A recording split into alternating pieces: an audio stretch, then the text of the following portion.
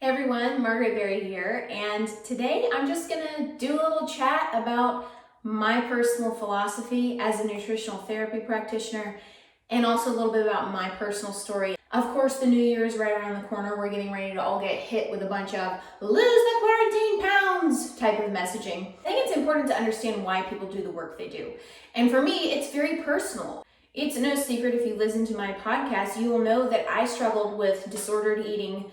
Looking back, probably had at least 2 eating disorders if I'd been formally diagnosed for the later years of my teenage years and early 20s. I really struggled with that. It was all encompassing. I was on the restrict, binge, over-exercise cycle, and I just felt like I couldn't get off. Now, I guess there is an advantage to being a type A personality because once I realized what I was doing to my body by restricting and starving myself and then binging, I was done. Once I made that realization, what I was actually doing to my body, I literally woke up one day and was like, I'm through. I'm done. I've got to get out of this. I have a more detailed version of my personal history in my podcast, the Diet Detox podcast. I think it's episode 1. If you'd like to hear more details about the journey, but suffice it to say, I had a lot of healing to do coming out of that, and I credit a lot of my healing, in fact, the majority of my healing, to my Christian faith. I believe that my faith helped pull me out of that. It gave me a solid identity in which I still stand, and it helps me going forward having peace in who I am as a person and what my purpose is. So that first and foremost. Also, I feel like God brought into my life 2 other tools, one of which is nutritional therapy, which I actually started to take the program after I was maybe a year or so out from breaking free from that pattern of disordered eating. So it was a big blessing to me because it came right after that. And also it made me realize all of the ways that I had damaged myself, my metabolism.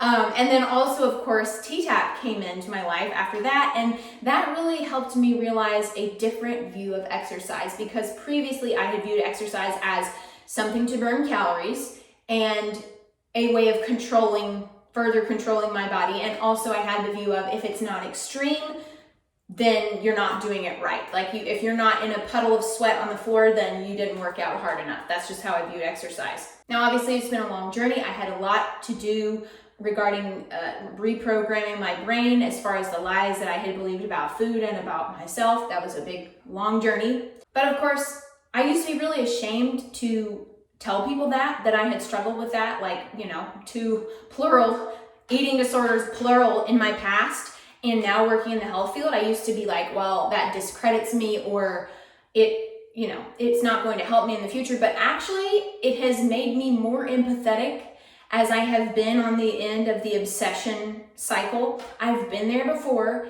and I don't want to bring anyone into that with the work that I do. So in a way, it informs my entire practice, how I approach fitness and how I approach nutrition. I realized that I needed to be different in this space with regards to how I teach. So yes, it makes me a little bit more protective. In fact, if you ever see me posting something about a diet cleanse or a magic diet pills or lose 10 pounds in 5 days, if you ever see me post anything like that, you know I have been hacked, because I will never, ever do that to you guys, okay? I will never be the gimmicky fat loss person ever. And also, I will never not be honest with you about the topic of weight loss, fat loss, whatever you want to call it. I do have a unique angle. I admit I have a unique angle because I've walked out that in my past. Not that everyone has had a disordered eating past or a disordered eating present, but I believe I can bring a unique angle and give you some clarity and also a no-nonsense approach. So what does coaching people in fitness and nutrition look like when you're not embracing the view that it's all about weight loss and smaller bodies are always better? What does it look like? First of all, let's define what this diet culture is and how it affects women. So diet culture is the view that thin bodies or smaller bodies are more desirable and more healthy automatically, and that eating a certain way is good and eating in another way is bad, and that food somehow has a moral capacity or a moral value. Essentially, it's the idea that thinness is equated to both health and moral superiority. And it's very sneaky. It infiltrates in many ways in our culture. Most of the people that I work with, they have health issues that they're working on. They're not sleeping, they've got hormone imbalance, they've got adrenal issues, thyroid issues. Those are the kind of things that people come to me for. We need to stop looking at it as only weight-based. We've got to stop judging others and judging ourselves based on what we look like and how much we weigh. We have to stop driving all of our wellness efforts surrounding what the number on the scale says or what size you're wearing. We can't let that drive everything that we do with regards to wellness. In fact, I've looked into this extensively, both because of my own experience and also my clients, but people who are listed in the, I call it bogus, but the BMI chart, which I have a whole podcast on that, people listed in the overweight category actually have longer lifespans and less adverse vascular effects like heart attacks than people in the underweight or normal weight category. In fact, they have longer lifespans too. So it's clearly, from every research that I have done, and including the experts that I have studied under, it's not the number on the scale that directly correlates to everything else in your health. There are so many other markers of health that you can look at rather than the number on the scale. So if you're driving all of your efforts by the number on the scale, well, you could go eat 800 calories worth of candy bars every day for a month, and you would probably see weight loss on the scale, but you would not be healthier. And I think we could all agree that that's not sustainable nor healthy. A lot of women that I work with are breaking free from being afraid of the scale and perpetually, constantly weighing themselves. And as I tell my clients, I do not recommend the scale as a marker of your progress or your success in your wellness journey.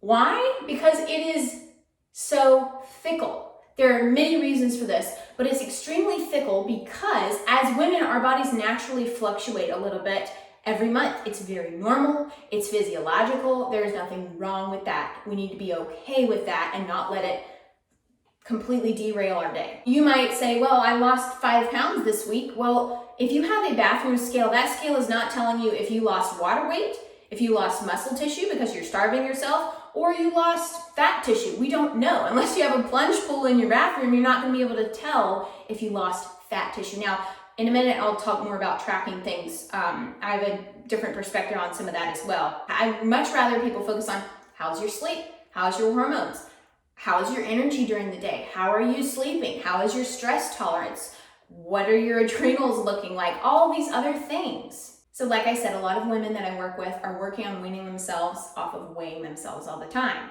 Big caveat here, like I said, if someone is really triggered by numbers, or if they're really having a hard time moving away from the scale, the measuring tape can tell you a lot more than the scale. Why? Well, let's say that you start working out and you notice that the scale goes up and you're like, oh my gosh, the scale's going up, I'm doing something wrong. Because again, we are preconditioned that weight goes up, it's bad. And it's not. Like I said earlier, it can be a normal fluctuation. It can also be a result of gaining muscle because guess what? Muscle is more dense than fat tissue. So let's say you're working out and if you're measuring, you will go, oh, my measurements are changing. I'm losing some inflammation. That's cool. But the scale, if you're gaining muscle, the scale will oftentimes stay the same or go up and your measurements will go down. You might not notice the scale change. It might be a long time before the scale changes, and I'll tell you about my story with that in a little while. But it might be a long time before it changes. You have to be okay with the process. So the tape measure can tell you things that the scale won't, and it can be a nice way to ease yourself off. Because of course, I always want people to go by, how are your clothes fitting? How are you feeling in your body? How are all these other biomarkers? But for some people, the tape measure can really be helpful. Something else to know about your body is it is very adaptable. It can change according to whatever input you give it. So for example, if you're not giving your body enough calories, enough nutrients, enough carbs, proteins, fats, if you're not giving it enough input, it can start pulling some output. It can start pulling some functions. It's kind of like if you don't put enough gasoline in your car, gradually you're gonna run out of gas in some way or another, or you're going to lose the power steering first. These things will start to shut down if you're not giving your body enough nutrients and enough calories. In fact, the vast majority of women that I have worked with are under eating in some way. And this is actually very normal because we are programmed in our brain that you can't eat a lot or you're going to gain weight, so you've got to diet and eat below a certain number of calories. A lot of women then just don't have an appetite because they've suppressed their appetite for so long. Not a lot of people know, but the average basal metabolic rate for a woman, so the rate of literally if you were laying in a coma in the hospital, the amount of calories your body needs to keep things going without having to dip into your muscle tissue and your skeletal tissue to make glucose is 1,400 calories.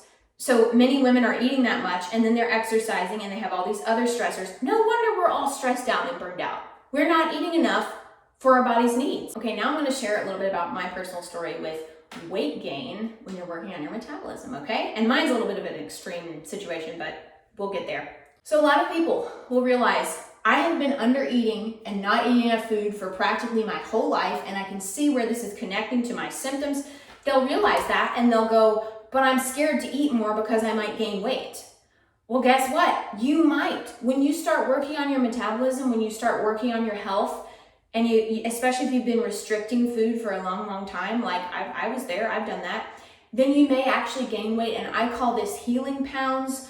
I also can call this recovery pounds, because your body, again, when it has not been being fed, it's gonna go, well, thank goodness, she finally fed us. Let's put some in storage in case there's another famine like we've been experiencing for the last decade. You know, you forced your body to adapt to a lower caloric intake. So as you're adapting it to be able to eat enough for your metabolism and your mood and your hormones, you're gonna see a shift. Now, not everyone is like this. Again, you don't know. So that's the thing, is it's a big unknown. When you're working on your health and you're working on specifically your metabolism, if you've been under eating, you can see a little bit of weight gain. It happens. It happened to me. For some people it happens. And like I said, it's not for everyone. Some women actually lose weight. Some people stay the same and then they start losing inches later. We don't know, but we do know that if you're interested in helping your overall health, so let's say you have these goals. You want a better mood, more energy, better hormone balance, less cramps during your cycle, whatever it is. Are those goals worth it for you to get through this rough patch? Because what I've seen, the only way through is to go through it. You can't skip. It's not like in Candyland where you can skip ahead to the whatever it was. My favorite one on there was like the lollipop person. You know, you can't just skip ahead like it's Candyland. You have to go through it. You have to go step by step, and it can be really hard. So like I said, I used to be a starve, restrict, binge, starve, restrict, binge, exercise a lot. That used to be my routine. I was always calculating how much I needed to burn off to be able to eat that and all of this nonsense. I did that for a long, long time.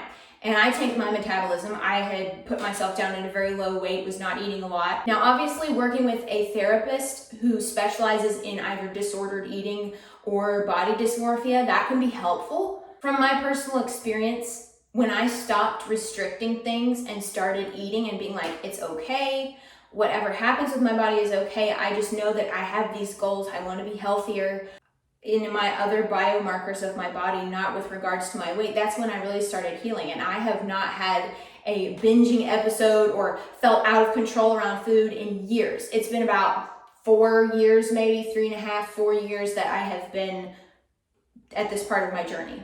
Now let me tell you my own personal story about gaining weight when you're working on your metabolism. So like I said, I was in an extreme situation. I had dieted myself down very, very low. Now let me tell you my own personal story about gaining weight when you're working on your metabolism. So like I said, I was in an extreme situation. I had dieted myself down very, very low. So I gained 65 pounds. And it wasn't all at once. It was over a period of time. Now that might completely freak you out and you're like gonna turn this off and be like, oh my gosh, no, yes, I understand, because that would have freaked me out to learn at the time. For me, my body needed that. It needed to feel safe. I had run it ragged with all of my dieting, and it needed that to feel safe. I was extremely underweight, so for you, it might be different. Like I said, you may lose weight, you may gain weight. And when I'm saying weight, I mean like your clothes fitting better. I don't necessarily mean the number going down the scale. You might see shifts, you might not. We don't know, but all we can know is when you're working on your overall health, you will be benefited regardless of where the scale says that you are. In the process, your body is discovering its own set point. I believe in the set point theory, where your body has a set point that it likes to hang out at and it is comfortable. You can push yourself above due to chronic yo-yo dieting, where you lose weight, gain weight, lose weight, gain weight. You can gradually shift yourself further. Or you can go lower than your set point. You can force yourself, by like what I was doing, where you just force it back. And then it's kind of like snapping a rubber band. When you finally let go, you might shoot back a little bit. You might gain some weight. But you have to be committed to the process. Is it worth it to you to see the benefits in the long term? than it is for you short term. I gained 5 pounds when I was working on my metabolism, whatever. And we get so wrapped up in the weight loss thing that when we are working on, maybe adding muscle mass, you can't build muscle mass unless you're eating. You can't build muscle unless you have the stimulus. You can't have either. You can't have energy to work out or build your muscle unless you eat. You have to eat. You need to eat. You cannot build muscle, which increases your metabolic rate. You cannot build muscle if you are not eating. Interestingly, it's the things that are not cool or in that are actually the most supportive of your hormones. Eating regular meals. Eating meals with a balance of protein, carbs, and fat in each meal will help balance your blood sugar, which in turn is going to help you with your mood. It's going to help you with your hormones. It's going to help you with your adrenals and your thyroid. Female bodies want to feel safe, protected, and like there's not going to be a famine anytime soon. That's just how we are. So your body will generally find its comfy spot when you're not trying to push it this way or push it that way. Your body will settle into its comfortable zone.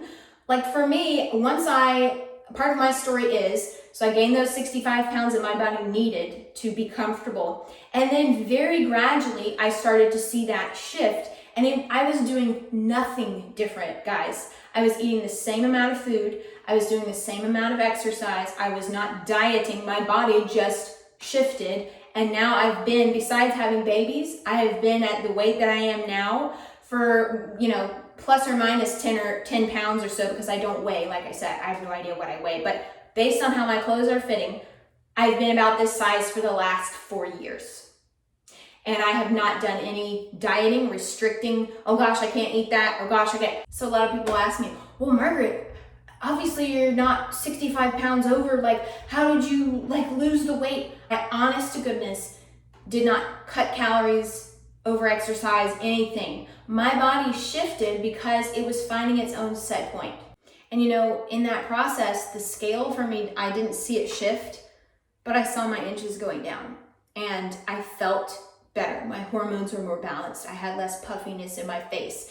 It was all really beneficial stuff. But if I had been so hung up on the scale, the scale's not saying anything different, then I would have been, made upset by that. But I wasn't, because I understood this is not the most important thing right now. The most important thing right now is I'm working on my inflammation. My hormones are balancing again. This is great. Now for me, T-Tapp's a big part of my story because I was obsessively exercising before, and then I was like, okay, I know that's not good. So when I found T-Tapp, I initially did T-Tap for the inch loss, because T-Tap really does cause inch loss, especially for those who have a lot of inflammation or water retention issues. Initially, when I first started doing T-Tap, so full honesty, when I first started doing T-Tap, it was for the inch loss. They like to say you come for the inch loss, but then you actually stay because of the health benefits, because T-Tap is lymphatic, it is muscle building, it is wonderful for your circulatory system, great for your thyroid and adrenals because it doesn't stress them out. It doesn't pump your cortisol up as much as doing traditional exercise does. So for me, that was a big journey for me because it was a way of exercising that had so many other health benefits besides just I'm working out to get fit and lose inches. It basically had so much more benefits than what I had been doing before. So you might say, well, Margaret, I'm not at 60 pounds underweight. I'm at a higher weight. What do I do? Well, you eat to support your body. Just because you're in a larger body does not mean you need to cut down on your calories. I am just going to tell you that right now. I work with people who are in larger bodies who have a crash metabolism because they've been hammered into their heads, if you are bigger, you need to cut your calories.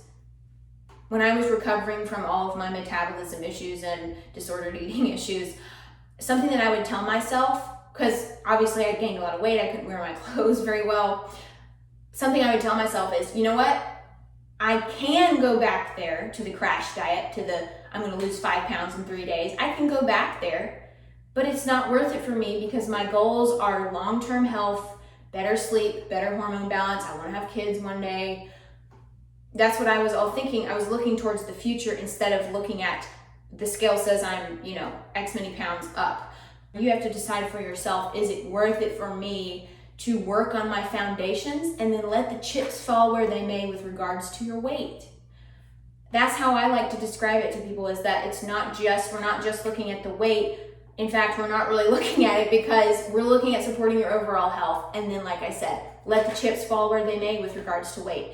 And that might not be what some of you guys want to hear. I get it. I've been there before, but it really makes sense from a long-term health perspective. Do I want to go back to the misery that I had? You know, I could. It's always an option, but no. I was wanting to move towards being free from obsession, completely not scared of missing a day of exercise or not eating perfectly that day. I needed to move through that fear to get to the place where I am now. So if you're there right now and you're like, well, I'm working on my health, but I gained a little weight, or my weight is not changing and I'm, frustrated about that, I get it. I have been there before. And I would say to you, you have to remind yourself of your why. Why are you doing what you're doing? Are you working on your hormones because you want to lose weight? Or are you working on your hormones because you want to have less PMS and more stable mood and a more regular period, or less menopause symptoms? You have to look back there. You have to remember why you're doing what you're doing when it gets tough. And when you think, well, I could always just go on a diet and, lose 5 pounds. Well, is it worth it for you to go back there? Is it worth it? It's actually really interesting being in the fitness industry and not being like a size 00 or a size 2, which is literally the industry standard. And I'm okay with that. I don't have cut muscles, but I feel good and I'm strong for my task. I love the there's a verse in Proverbs that says, her arms are strong for her task. And I'm like, yes, that's my goal as a practitioner, is to equip people to have strong arms for their task. Whether you are wrangling children or you have a Fortune 500 company, we're gonna get you where you need to be for what you're doing right now. Some of us don't need to deadlift 400 pounds. I don't need to deadlift 400 pounds. I need to be strong enough to pick up my toddler who weighs 45 pounds, but that's not my fitness goal is not to bench press 200 pounds or deadlift 400 pounds. That's just me. You might be different, and everyone is different. That's where I am. I don't need that. And I could be at a lower body fat percentage. I have been before in the past when I was obsessively dieting, but you know what? It is not worth it for me. I have been there and I will not go back because it was miserable. So kind of funny because people will be like, well, you're already thin. I'm like, well, you should look at some of the other people in the industry and see that I would probably be considered plus size in some of the industries, but I don't care. I help real women who are not fitness models and who do not have all day to work out. I help them build strong, capable, and resilient bodies. That's what I do. I help them figure out what they need to do in their life to have the energy that they want, the balanced hormones that they want, and the strength that they need to get through their day. So here's some takeaways for you, okay? First of all, you need to know that you are so much more than what you weigh right now. Because you gain weight in the process of your recovery, you are not automatically more unhealthy. Your weight is not determinative of your worth as a person. Taking care of your mental, spiritual, and emotional health is part of wellness. And you will not regret taking care of that, but you probably will regret a crash diet that's going to set you back even further. A healthy relationship surrounding food and exercise is an aspect of your mental health. Losing weight does not automatically make someone more healthy. When the going gets tough, you can remind yourself of why. Why are you doing this? What are your goals? And then you can make a decision based on that. You may not be ready. You may not be ready to move into freedom with regards to food and exercise and stop obsessing about it. You may not be ready for that. And that's okay. If you're not ready, you're at your own place in your journey. So I hope that this was encouraging for you guys.